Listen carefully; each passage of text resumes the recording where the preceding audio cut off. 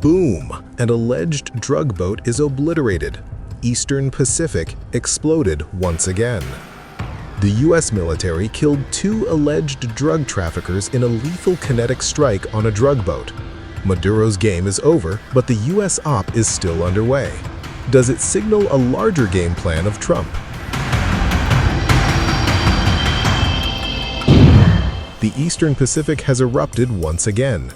The U.S. military carried out another deadly attack on an alleged drug trafficking boat on February 9th. The United States Southern Command said it blew up an alleged drug trafficking boat, killing 2 narco-terrorists and leaving 1 survivor.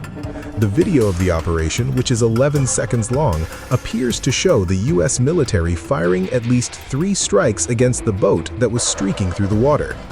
The U.S. military said that the vessel was operated by a designated terrorist organization.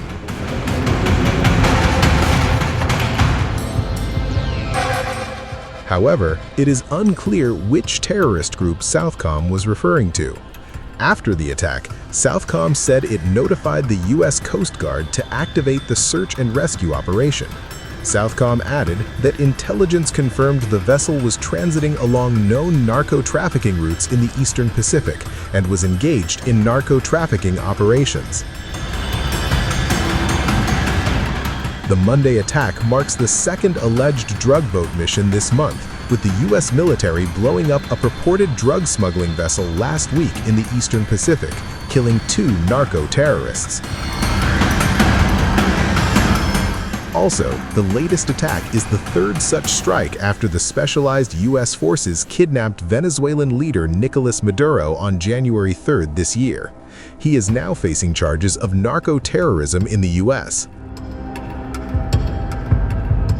Since September 2 last year, the U.S. military has conducted a minimum of 38 strikes and has killed at least 130 narco-terrorists in both the Caribbean and Eastern Pacific. The Trump administration has argued that the attacks are being carried out to curb the flow of illegal drugs in the region and protect the U.S. The White House says the U.S. is in armed conflict with drug cartels to halt the flow of narcotics into the United States, while U.S. officials allege that Maduro supports the international drug trade. The authoritarian president faces charges of narco-terrorism in the U.S.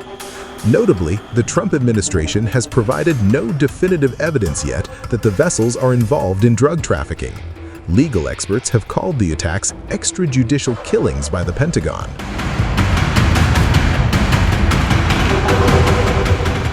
These are the chilling pictures of a U.S. military strike on an alleged drug boat in the Eastern Pacific. The attack took place on February 5th by the U.S. Southern Command. 2 alleged narco-terrorists were killed in what was described by the U.S. as a lethal kinetic strike on a vessel operated by designated terrorist organizations. The U.S. Southern Command, in a post on X, wrote that on February 5th, at the direction of Southcom Commander General Francis L. Donovan, Joint Task Force Southern Spear conducted a lethal kinetic strike on a vessel operated by designated terrorist organizations. Intelligence confirmed the vessel was transiting along known narco-trafficking routes in the Eastern Pacific and was engaged in narco-trafficking operations. 2 narco-terrorists were killed during this action. No U.S. military forces were harmed. Donovan assumed command of Southcom on Thursday and now oversees U.S. military operations and engagements across Latin America and the Caribbean. This is the 2nd strike on an alleged drug boat after the specialized U.S. forces kidnapped Venezuelan leader Nicolas Maduro in an unprecedented operation on January 3rd this year. At least 119 people have now been killed in strikes on suspected drug boats as part of a campaign dubbed Operation Southern Spear that the Trump administration has said is aimed at curtailing narcotics trafficking. But were they all narco-traffickers? Or did all the boats carry drugs? Well, the Trump administration has little evidence to back those claims.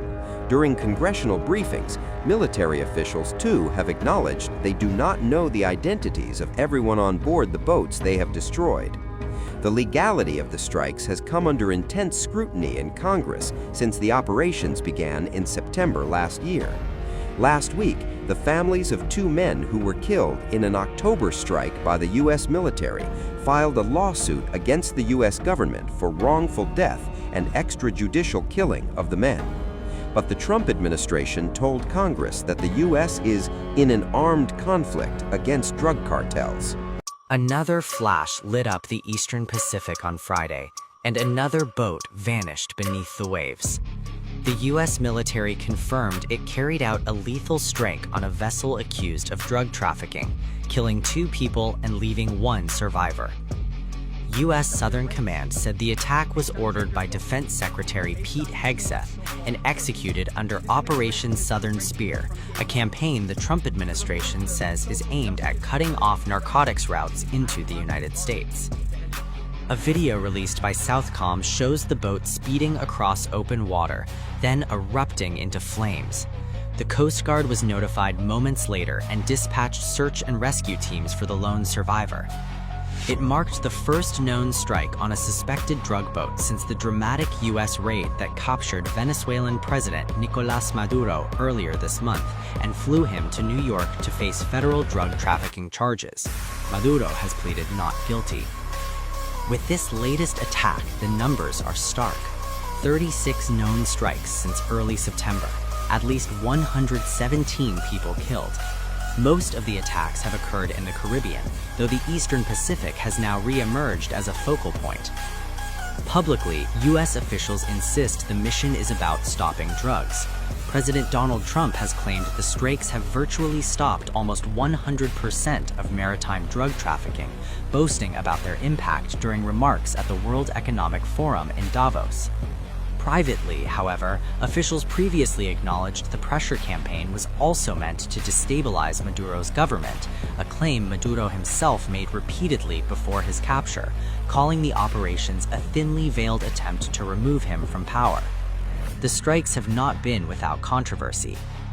Several previous attacks left survivors. In December, people were seen abandoning boats before the Coast Guard later suspended its search. In October, 2 survivors from a strike on a semi-submersible vessel were rescued and eventually returned to Ecuador and Colombia. Most troubling was the operation's first strike in September, when an initial hit failed to sink a boat and a second strike was carried out as survivors clung to the wreckage.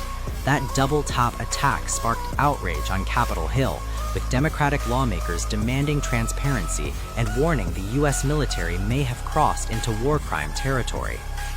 Now, with Maduro in U.S. custody and strikes resuming after a brief pause, the message is unmistakable.